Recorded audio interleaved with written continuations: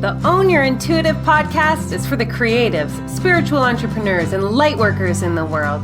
The shining ones who have been told to dim their light and stop believing in magic. I say screw that. The time to rise is now. To bring your gifts out into the world in a big way, creating a business that feeds your soul and your bank account. You are a magical being with the potential to change the world, one human at a time. The time for you to own your intuitive is now.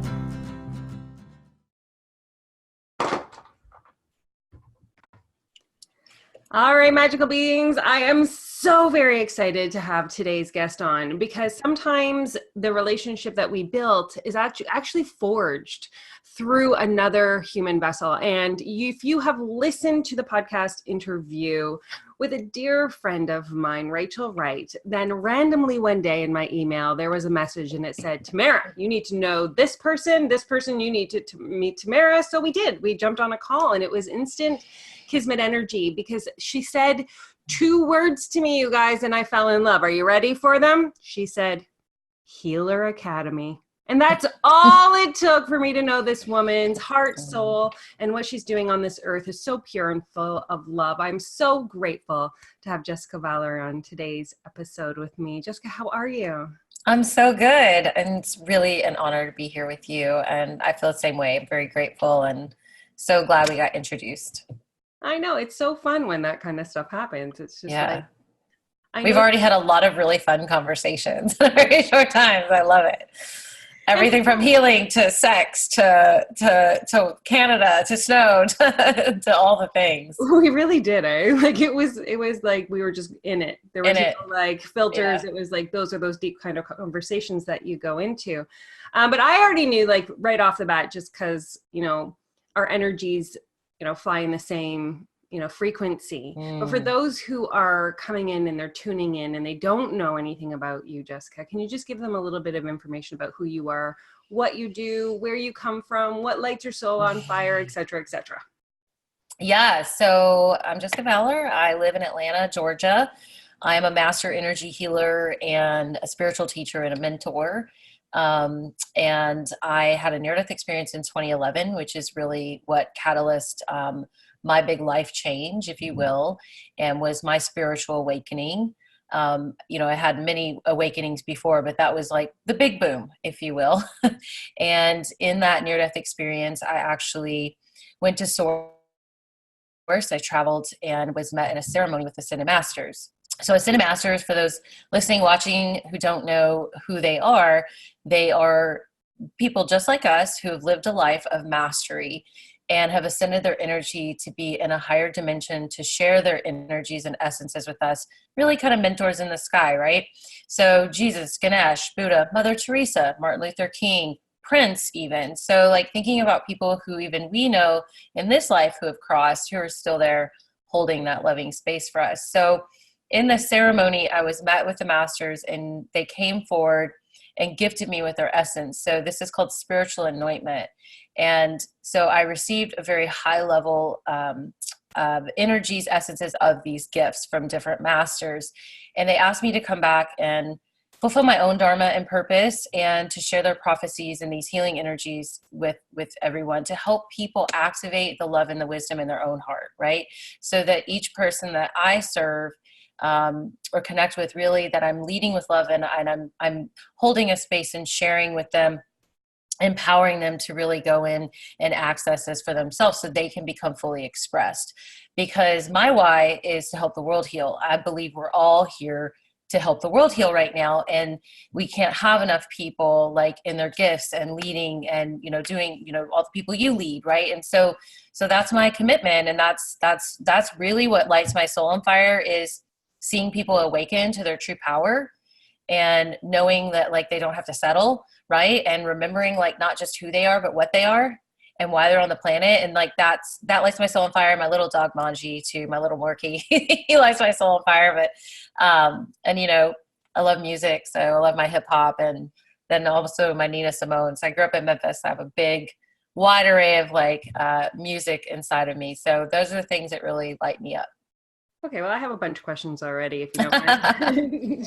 Yeah, let's do it. So, I mean, you say you had a near-death experience, Mm.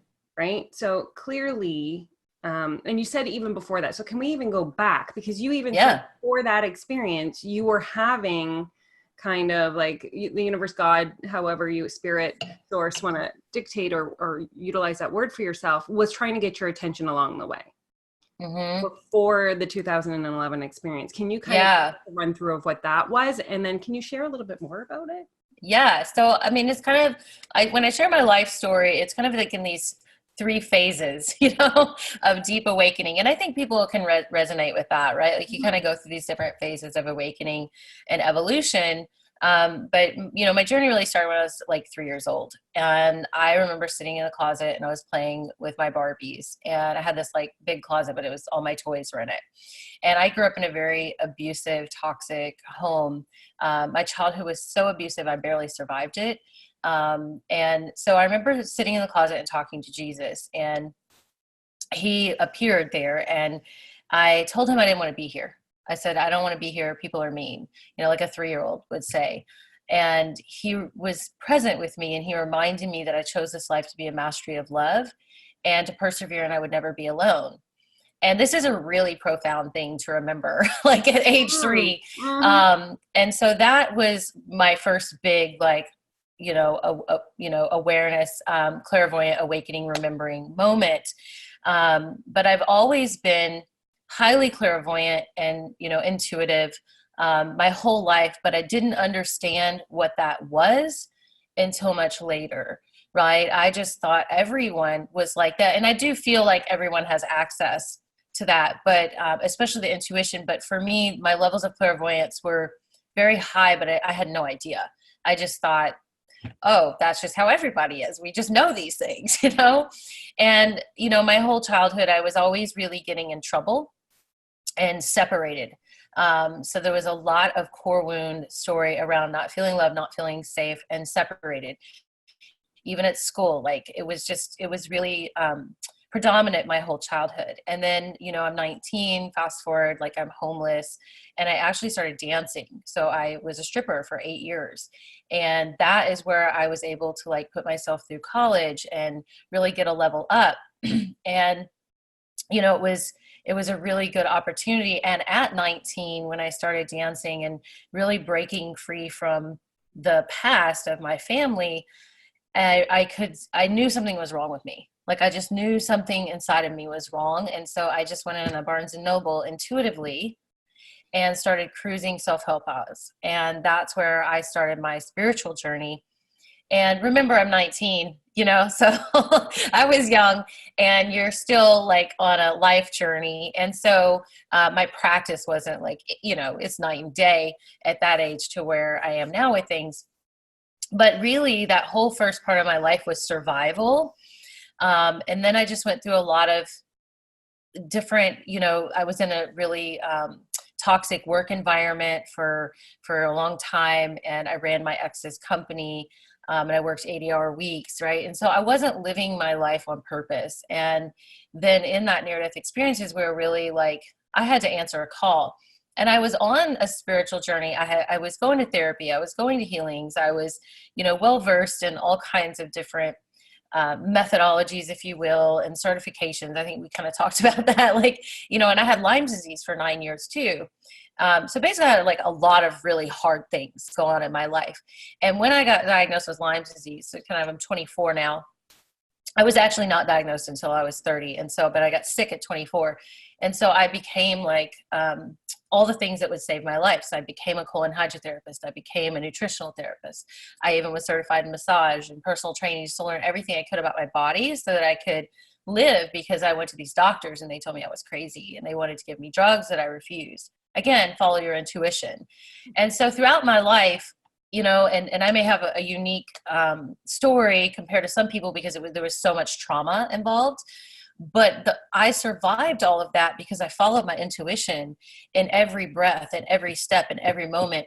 And I really have this deep belief that people are really choosing what's best for them with what's in front of them in that moment. And that's what I did. And so my whole life, like I followed my intuition. And even though I had these like highly attuned clairvoyant gifts, I wasn't really understanding them, but I feel like they fueled me and supported me in making those decisions at every turn with my intuition. So I feel like, in my childhood, I went through an awakening that was really that led me to be open to following that intuition to survive, or things could have been really worse. There was a lot around me that could have. I mean, I'm lucky, that I got through that. But again, luck, right?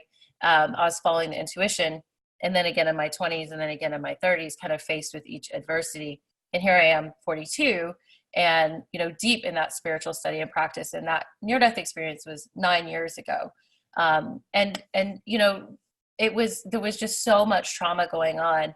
And in that near-death experience, people are like, oh, well then you have these gifts and no, like I had to do the work and I had to rise from the ashes, just to be clear, because people will hear that like, oh, this is this great spiritual enlightenment experience. I lost everything in my life. I lost my home. I lost everyone, pretty much everyone I knew. I had my best friend, and she was the only person that really stuck by my side through that whole process. And I just broke up with everything from my past, like everything. It was like walking out into the desert and starting a life completely over. And it was scary and it was hard. And here all of a sudden I have these like gifts where I'm seeing masters and angels around me, and it was intense. It was a lot. And so I went into deep spiritual study and immersion for 2 years to be able to like really embody those gifts and understand how I can cultivate that and go help people. So it's definitely like a calling, because I was not living, even though I was on a spiritual journey, I wasn't living my life on purpose. I'm going to go back to your 3-year-old self for a second. Okay. Because for me, did you always hold that memory? Like had to get through a whole bunch of, different parts of my life and look back and then it's like my memories came back to me, like, when I was being guided, or when I was having, spirit with me, or when I shut down being an empath, or, you know what I mean? Like it took reflection backwards. Did you vividly remember that at 3 and carry that? I don't remember the age that I actually started speaking about that out loud, but I do know that I've always felt connected to that experience. Right. So I don't know when I voiced that into the public world, if you will, that I had that experience, because again, I was surviving, and there wasn't a space for me to be held to explore these gifts, and it wasn't even until even after the near-death experience, I read a book that I love, and it really is like the Holy Grail Bible to me, because it gave me all this validation, is The Destiny of Souls by Michael Newton, which is, he didn't believe in the afterlife or God or anything, and he was a psychotherapist. He did hypnotherapy, and he had 3,500 case studies of people having the same experience, traveling to source and going through, meeting with the council of elders and looking at going into heaven, source, whatever you want to call it. And that's incredible. And when I was reading it, I had all this validation, and it's like what happens when you start opening your channels, you start remembering, and it activates that dormant DNA. Mm-hmm. And so that when I read that book, I read it like in a day and was like, oh my God, I know all of this stuff. I remember all of this stuff. And I think every time we digest, assimilate something that gives us that connection to ourselves, to source, then we're able to activate, right, even more. And I feel like we do that every day. I do that every day. Every day I become like more connected in some way, right? We expand, we grow. I feel like I embody more love every day, and that every day is a gift to be able to embody more and expand that and share it with others. So yeah. So I know kind of jumping all over the place. Oh, that's okay. Because I feel very, again, I knew that I felt connected to you. I didn't know to the great length I would feel connected to you, because I'm 42 as well. I left home when I was 17 years old. Like I had my child at 19. That was the TSN turning point, trying to create my own version of love, because love was convoluted beforehand due to familial stuff. And so I just kind of want to take a pause here for a moment, Jessica, because I think that you just kind of throw your story out, as we do, because we share it so many times. The level of strength that you have in your being, in your body, to, you know, forge your path through the early adolescence. And I have friends and, you know, have talked to many people who worked in the dancing industry, and it's not the easiest to get out of. It just isn't. And so being able to step out of that and even step into what was next is still a really powerful, like, statement to you about who you are. So I just want to Thank honor you. you. Thank you. Yeah, dancing, you know, I think, I mean, it's a great platform for the right people who can handle that world and need, and for me, it was a stepping stone, but I hated it because I'm so, you know, they're like, I have friends who still dance and they love it and they make bank and it's okay for them to be in that atmosphere. Great. For me, I hated it. I hated like the way I was kind of thrown into it too, because I was homeless. Like, you know, it was a survival mechanism. But yeah, for me, it was really painful. I would sit in the parking lot and cry and cry and cry. And sometimes I couldn't even go to work. I would have to go home and just not work. And so even though I danced for 8 years, over a decade period, I actually only really worked enough to like pay my bills. I didn't stack cash, which, you know, looking back, I'm like, I wish I'd stacked some cash, but I was again like surviving and moving up. And yeah, once I walked out, I was like, I'm never coming back. Yeah. So I know you keep saying near-death experience, Hmm. but I can't lie. I'm super curious what your near-death experience was. Like, was it an Yeah. accident? Was it like, how did you find yourself on the? Yeah. So I talk about this a lot because it's so important because, you know, my life story, the core wound, again, not love, not safe. I felt very alone my whole life. And so what my near-death experience happened during a suicide attempt. And my partner, who I ran his company 80 hours a week again for about 6.5 years, he had a 9-month relationship with another woman in another state. And that was pretty devastating. And on top of that, I went to Costa Rica for like 2 weeks to kind of reset my energy from that experience. And I'm still running his company. Okay. And, you know, we went to therapy for like a year and that's just, he couldn't show up, it didn't work out. But I go to Costa Rica and I had not talked to my best friend in like a year. And I knew it was time to reconnect with him. He had needed to take a break. He was going through therapy, and you know, he was like my soulmate best friend. I've never had anyone love me as unconditionally as he did, and vice versa. Even still now, it was the most pure love I've ever experienced. And so, and we had like a wild ride. You know, we had like a really cool friendship. And anyway, I came back home and I went online to email him, and I found his obituary. Yeah. And my whole world, it crumbled. My heart shattered. And you have to understand, like, that was my breaking point. He was the only person on the planet that really, really deeply unconditionally loved me and like anchored me here energetically and that understood me, and all these other things that had happened since I was born. And then at that point, I just wanted to go home.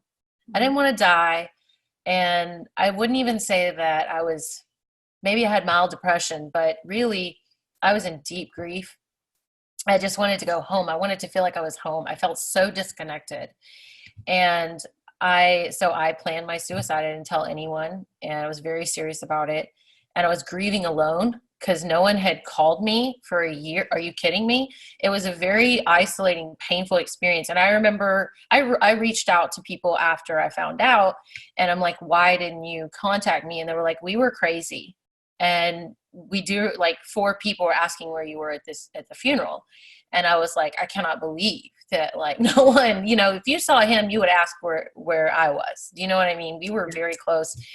He wrote me these friendship love letters like every year through our whole friendship. I have a framed picture of us above my desk. He sent me for my 27th birthday, like the day we met, like, you know, you would call me. And so grieving alone, I don't know if anybody out there has ever done that, but like it's dangerous. But I didn't even know how or who to ask for help at that point. And so I planned my suicide. I tried to asphyxiate my garage, and there's no way I would be here. I mean, it's not possible. And I was found unconscious the next day. My ex came over because I told him to come pick up the dogs. and take them because I was going to be out of town. And so he came and scooped me off the garage floor and brought me inside. I didn't even have a cough, like nothing was wrong with me. And I remember when I woke up, I was just like, I was like a ghost, like a shell. And I was shocked I was here. And honestly, I was in such a deep grief state. Like I could barely feed myself. Do you know, like I could barely like pick up a French fry and put it in my mouth. I like had gotten off all social media, which, you know, might sound stupid to people, but like, you know, that was a big deal. Like I canceled all this stuff and shut down my life.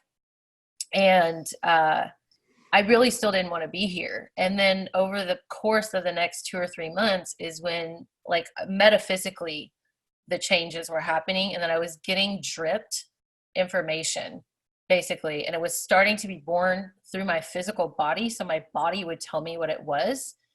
I'm sure I know now that I received it that way. So I would trust myself and what was coming through. But I'm gonna tell you, like it happened so fast. I was either batshit crazy or like this was real. And I'm not a person who's like super imaginative. I'm a Taurus. I'm very grounded. I'm very strategic. I'm very logical. So when all this came forward, I mean, I really had to own it and trust myself. And Moses is who really walked hand in hand with me, because if you know anything about the story of Moses, Moses didn't believe in God or magic or alchemy or anything. And here he sees a burning bush. He's like a big warrior man. And there's a burning bush talking to him in the middle of the desert. And you're going to answer the call or you're crazy. And he knew he wasn't crazy. And so Moses walked with me he still walks with me, but for all those years, really like, because I mean, my practice is surrender, because when you go through something like that, I had to surrender everything. And it was so painful for me. Like I was completely, I mean, we talk about being reborn in all kinds of ways in the mainstream, if you will, and in conversation, but like I was reborn as a seed of light on the planet. Like it was some intense stuff. But yeah, I mean, after that experience, I went to see a medium too. I think it was a couple of months after, just to talk to Mike. And, you know, she lived in my state. She'd never met him. And, you know, I had worked with healers, but not gone to a medium. He's never really had a reason to. And so I remember going to her and everything was exactly like on point, everything. She even like, he was really proud of his car. He had this like stupid Ford show, and I would dance on top of his car in the middle of the desert and watch the sunrise. And like, it was like this whole thing. And she saw all of that. And like, you know, it was really cool. And in that session, that whole hour session, it was like the vortex opened. And when I walked out of her office, it was like God turned on a light switch, and all of a sudden I could literally see angels and masters around me. Like I could see humans almost. Like they're a little more transparent, but I could see them in the sky, and that was it. And it was like, holy moly, here we go. And that's where I just went on a deep immersion. And because I'm a Taurus and I'm grounded, I think it helped me.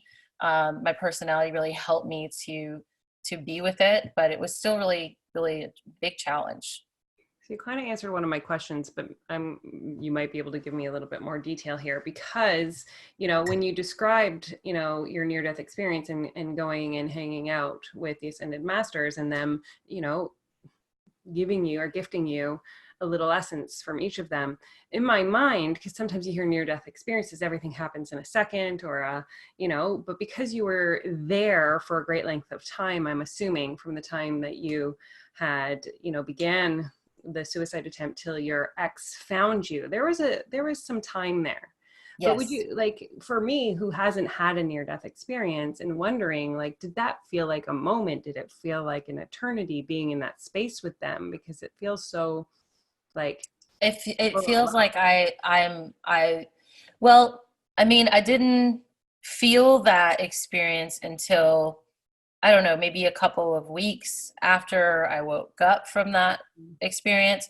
And I don't even know that near-death experience is even the best word. I mean, really, it's this spiritual awakening. But I mean, otherwise I would have died. So I guess it really is a near-death experience. It's like, it's kind of an awakening, an evolution, and a near-death experience, I guess, all together. I don't know.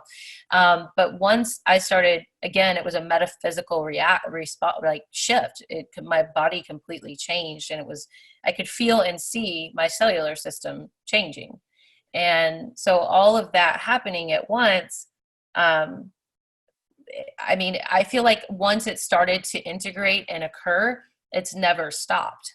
I'm just every day present to they're always here. I'm always present to their love and their power and their grace. Which I think is a really powerful story and a powerful shift. And I want to share this with the listeners because oftentimes, because I just downloaded I Could Read Chakras one day. Well, actually, when I went through, right? Like even when I went through my depression and started meditating and started to hear my guides and gain information, because I come from a family with mental illness, my first thought was like, maybe I should see a therapist, right? Because potentially something's not right. But my therapist was amazing. She was like, oh, now you're ready. She became my mentor. She became my spiritual mentor after 15 years. It's like she knew and I didn't yet. But you have the same experience where potentially we could have gone the route of something's not right, I am crazy, or people are going to not believe me and things like that. Was there a significant thing? Because I know you had said like even Moses and because you're so grounded, but was there something that was just so profound for you? Because in the Western culture, it is not, just second nature for us to be accepted in our intuitive gifts, in our psychic abilities, in our mediumship. We don't have the same level of support as Eastern cultures do, as being guided and celebrated when their gifts are opening. Yeah. So when you were coming to this and going through this, where did you lean for help and how did you step into the knowing instead of the other path? Well, like I said, I'd already had a spiritual foundation. I already was like in the realm of spiritual world. And I did work with a healer and who held space for me to help me really receive these gifts. And when I read that book, Destiny of the Souls, I feel like when we're going through awakening, it's so much about validation. Right? Because then we get the synchronicities. And so when I read Destiny of the Souls, I immediately was like, I have to have a session with Michael Newton, like, wow. And he had retired. And so I found one of his practitioners in the area where I lived. And I remember I went to this session, and Eric Christopher is the name of the hypnotherapist. And so they do like a special kind of hypnotherapy journey. And I remember I went there and I was like, listen, I don't think you can hypnotize me, but I'm totally open to it. I've never done this, but we'll see what happens. And so we ended up, I think it was like 2.5 or 3 hours or something. And so, I did the hypnotherapy and I was like, it's just relaxing, right? I didn't understand that at that time. And I ended up journeying like all over the place. And so I remember when we were done, he was crying and he was like, I've been doing this for a really long time. I've never met anyone as clairvoyant as you, or that, like, he's like, you just traveled like all over. And I go, oh, this is like super normal for me. This is just like my brain. And it was in that moment that I realized, oh, that's what clairvoyance is. I've been that way my whole life. But I think that this is very relatable because I feel like a lot of people, they are open, right, in their intuition, their clairvoyance, but they don't understand. They feel like it's something separate, and it's not, right? And that's again like the way we decompartmentalize through not being supported in your gifts or whatever is going on in society or your family. I love that. So, how long after you awakened did you see the hypnotherapist?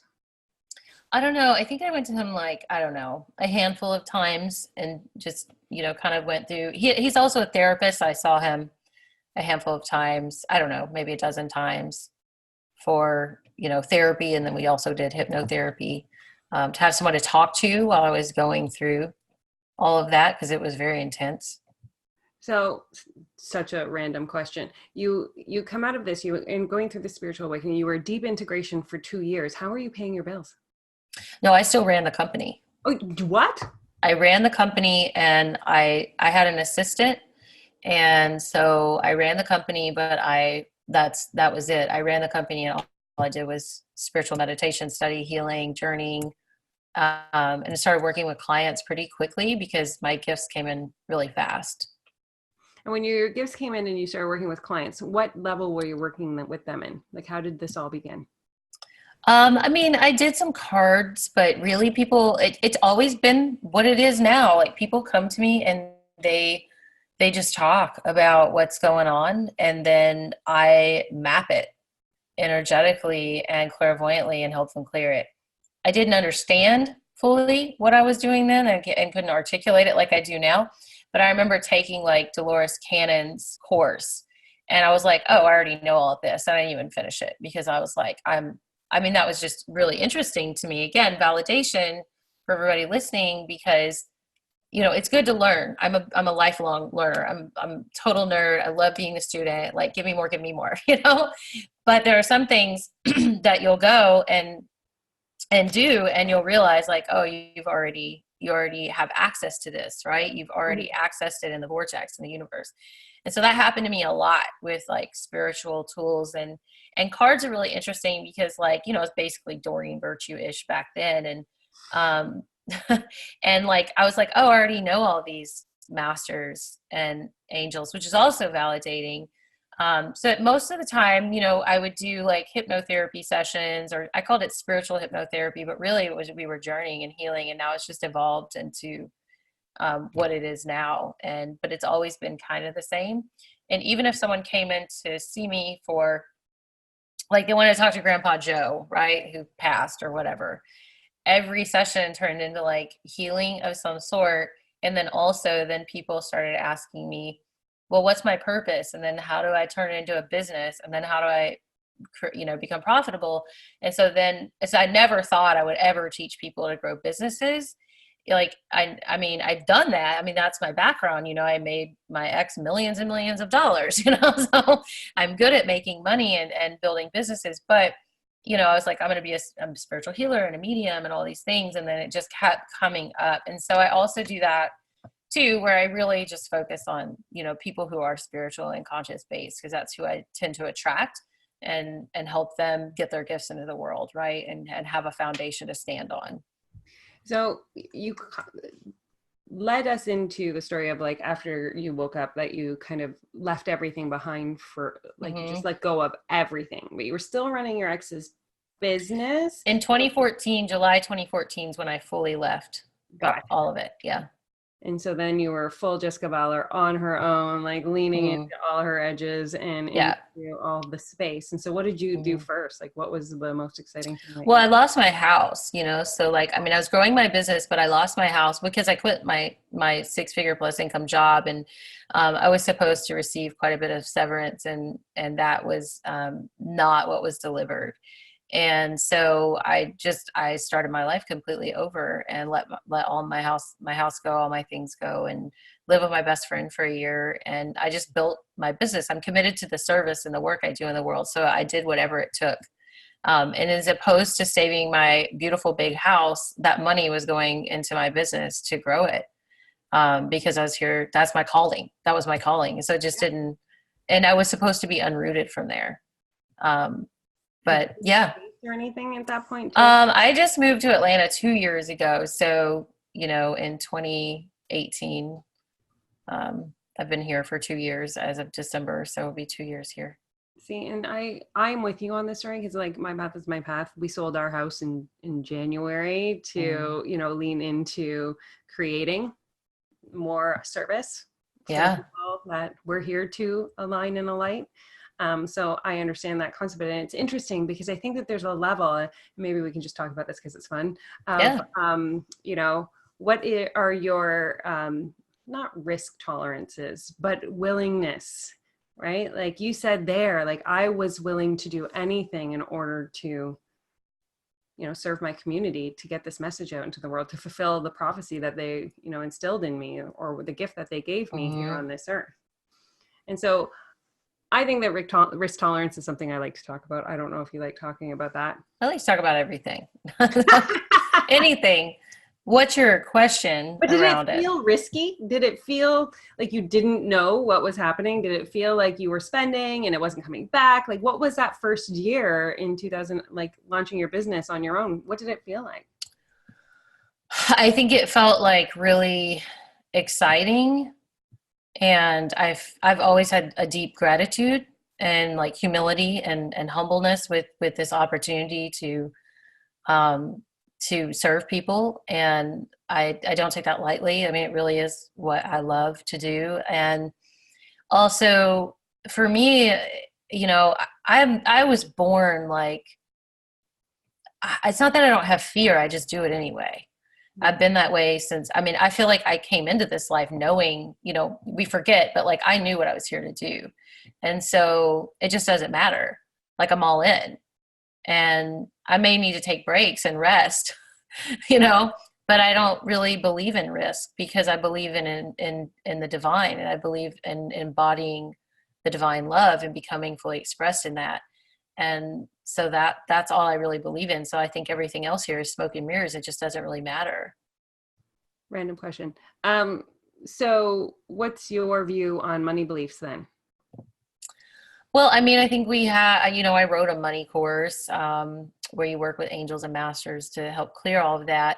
I mean, we all have core wounds. So we all have, you know, in the core wound, when you talk about belief, it's really something that was generated from a wound that needs healing.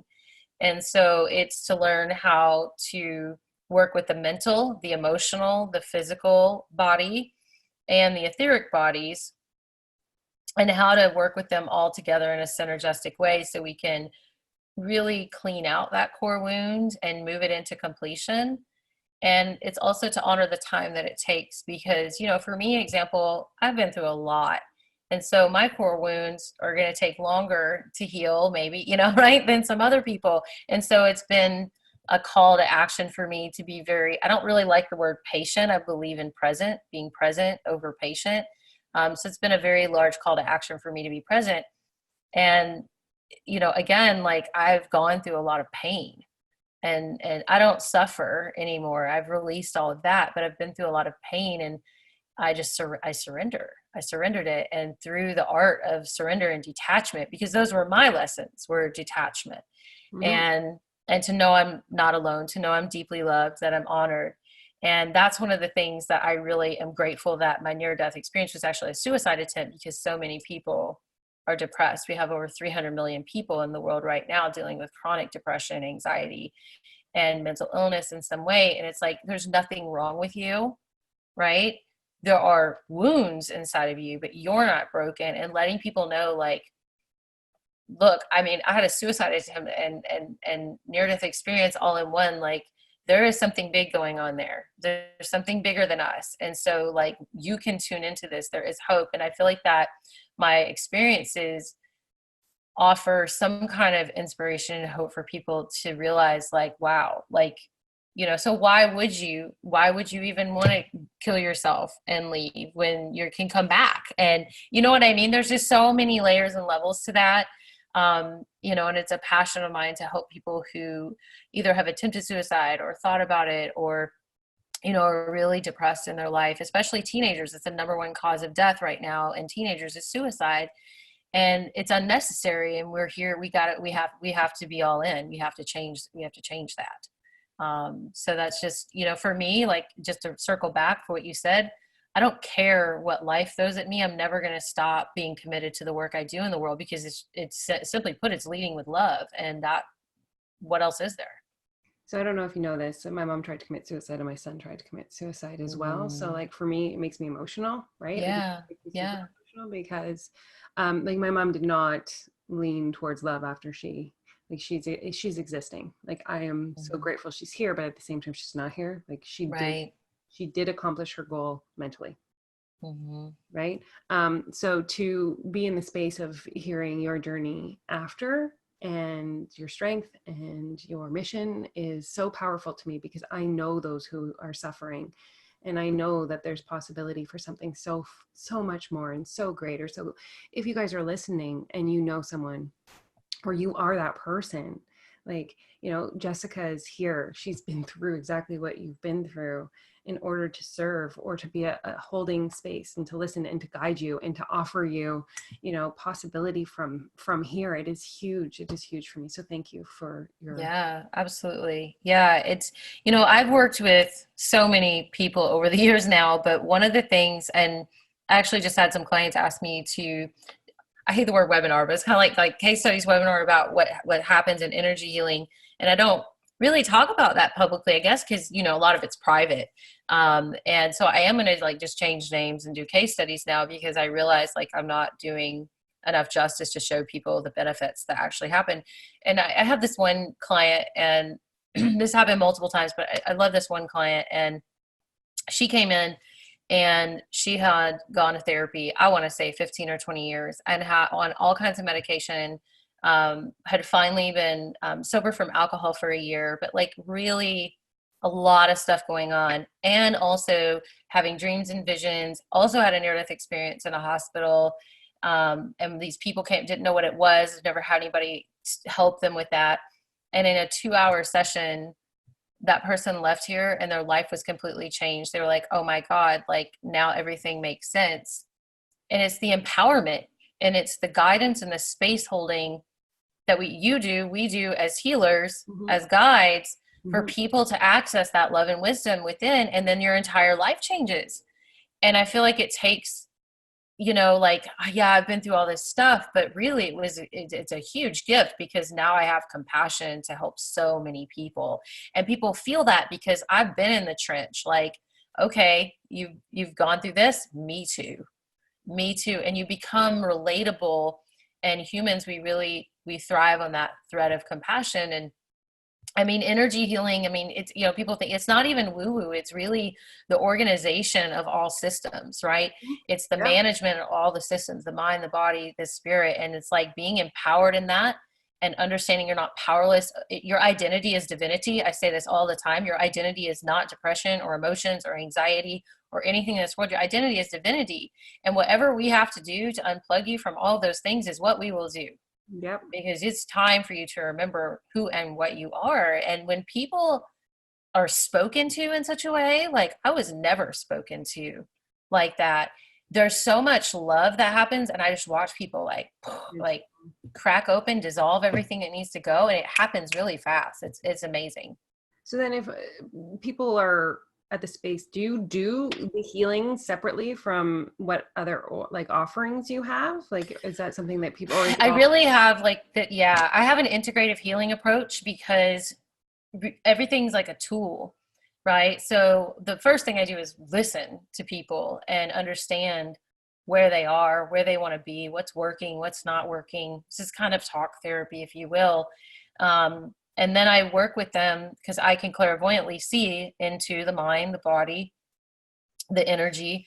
And when I do a healing, I call forward your higher self and your ascended masters, your angels, God itself, which is the consciousness of unconditional love of the feminine and masculine essences.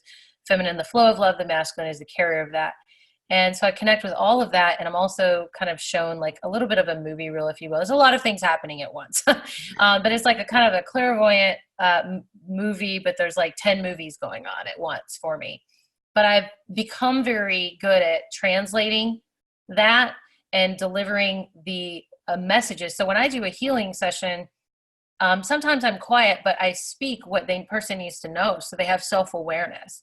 Mm-hmm. And so, like, for example, I'm just guided. I never know what's going to happen. I never know what's going to happen in a session, because I'm channeling, I'm vesseling, and holding that loving space. And so, for example, like somebody maybe has something stuck in their heart and experience, and I'll be like, okay, and I'll guide them to find it themselves, but I'm already seeing it. Mm-hmm. And then, or I'll tell them something I see, if I see that they're not able to navigate there, and they're like, oh my God, how did you know that? Like, you know, and it's just the continuation of this clearing, but this opening, activating, attuning. It's really all happening at once, where people are like, oh, I'm going to go get my chakras cleared or this or that. It's all those things at once. It's not like you're a multidimensional being. So I don't leave a stone unturned, right? That's kind of like my approach to healing. And then whenever someone leaves my space, my commitment in leading with love is that every person that leaves me leaves feeling loved and empowered, which means that I give people like some kind of resource or tool or practice that they can take and integrate in their daily life to maintain the momentum of what they've just received. So they're integrating. I don't go backwards. Like I just don't do it. We're going this way. And I just hold a very loving, but no bullshit space energetically. Like, no, we're done with that. We're going here, because this is where you want to be. And people tend to really respond well to that. You know, it's all love, but it's like, no, you don't get to go back down that spiral. Why would we go there? We're not doing that today. Right. I love that. And so then because I talked about this when I was introducing you about the Healer Academy, right? So can you kind of give some more information about what the Healer Academy is? Is that for people? Yeah. So that's a really interesting space, you know, again, another calling. So about 3 weeks after Wayne Dyer crossed, he started coming to me, like sitting in my living room where I was working, and he was like kind of harping on me to create this Healers Academy. And I'm like, this is not a good time. Like, this is not a good time. And Adama, who is an ascended master of New Earth, if you guys don't know who that is, there is a New Earth dimensionally underneath Mount Shasta called Talos. There are actually several hundreds of inner world, interdimensional cities. And I know that's a lot if you've never heard that before, but we can talk about it maybe on a different one and go deeper into it. But Adama is basically like the president of the New Earth that we're creating. And so I've been initiated into the Council for New Earth now. That actually happened earlier this year, so many years even later, because I've been working with them for so long. And so they came to me, both of them, and they asked me to create this Healers Academy to help people really take an integrative approach to energy healing and know how to work with all the different alchemy processes. And so that's what I did. A lot of it is channeled, but also my strategic mind and, you know, whatever gifts I was also bringing forward in that. And it's always expanding. Like the curriculum is always like, every year I visit it and like, what are we adding, or what does it need, or what are we shifting here?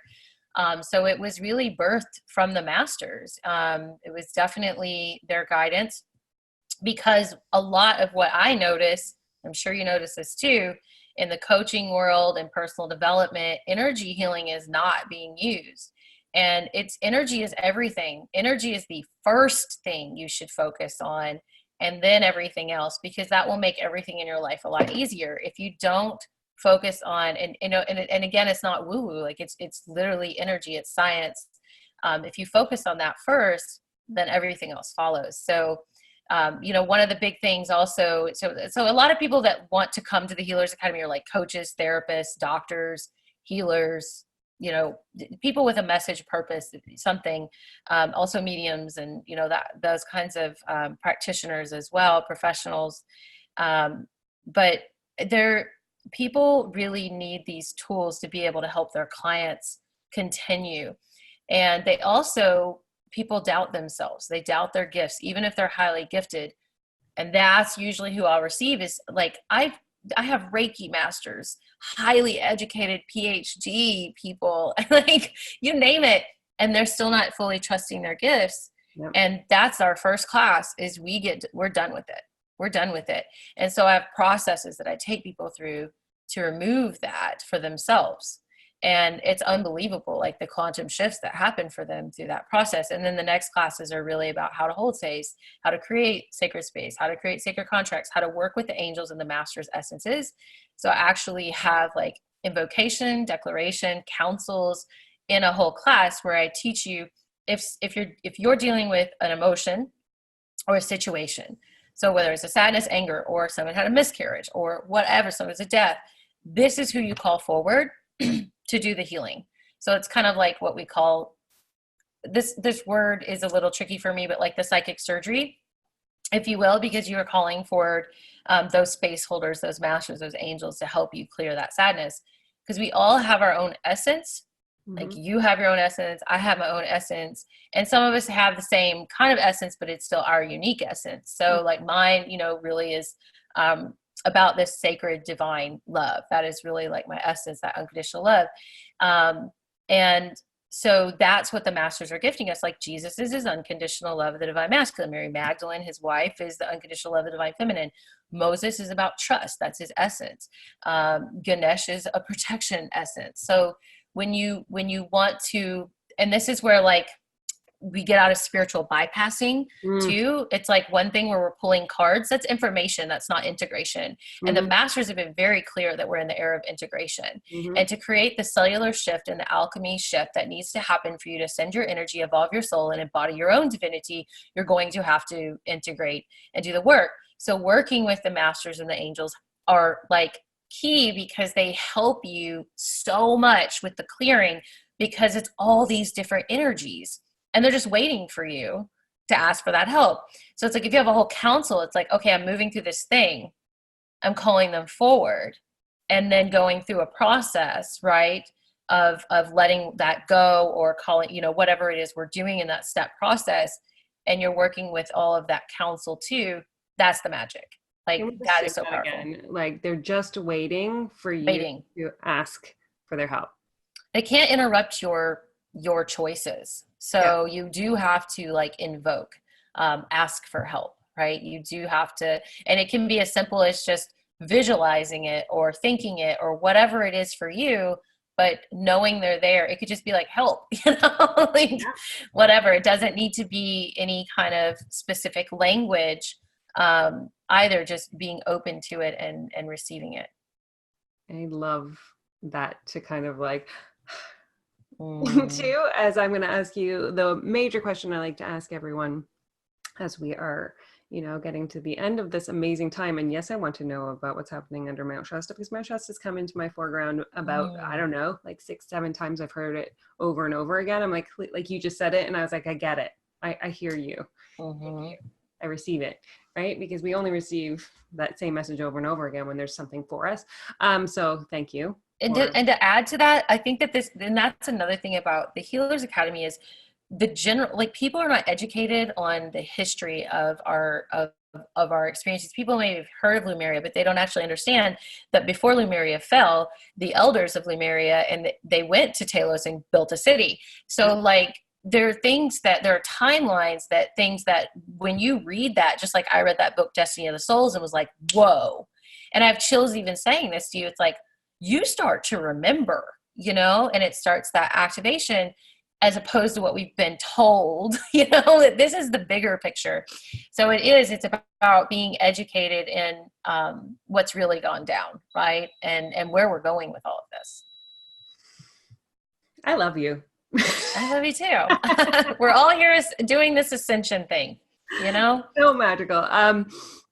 Favorite, so like, I asked this question selfishly for myself, but also for the people that are listening. And I know you've mentioned one book, but when you tap into the listeners today, if there is one book you're guided, just one, to kind of drop as being supportive of anyone in your journey or in their journey today. So one of my favorite books, and since we're talking about Talos and Ascension and all the things, this is a sacred spiritual text, and it's called The 7 Sacred Flames, and it's by Oriella Jones. And so she actually was a channel for Adama in her life. She's crossed now, and she moved to Mount Shasta as well. And what I love about The 7 Sacred Flames is there's a flame for every day of the week. So what this sacred spiritual text, it's a practice. And these are the different ascension flames. So the different things that you want to work through and with to ascend your energy. And so there's a different flame for every day of the week, the 7 sacred flames. So there's a lot of where I dive deep into teaching esoterically in the academy as well.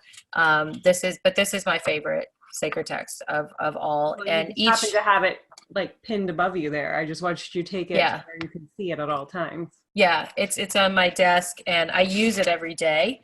And here's a picture of Adama too. He's in the book. Handsome guy there. But every chapter has, like, they call it the rays, so flames, but rays. And so, like, the first ray, for example, is the flame of the will of God. And it talks about the corresponding chakra, which for this one is throat, blue, stones, like crystal stones. And then it talks about the Chohan, which is Master Omoria. And then you read about and you learn about Master Omoria, where he retreats, the archangels, the Elohim. And you actually start to learn about how all of these, I like to call them council, work together to help you with that ascension flame. So right now is like, what is your divine will? Because divine will is really the consciousness, the acts that you're taking of that divine masculine love. And so the divine will is like, if you are plugged into anything that's not in alignment with your true divine will, that's what you really want to be working on. And so that they have like a meditation, but also Adama speaks on in each chapter, like to Oriella. And so like you have his wisdom like poured into every flame, every chapter. It's incredible. It's some people feel not ready for it, but I say just dive into it and just do what feels right in it for you, and just take it easy. Just so everybody knows, as soon as this is over, I'm going into Amazon, and that will be in like Amazon primed to me within 2 days. So thank you. Yeah, absolutely.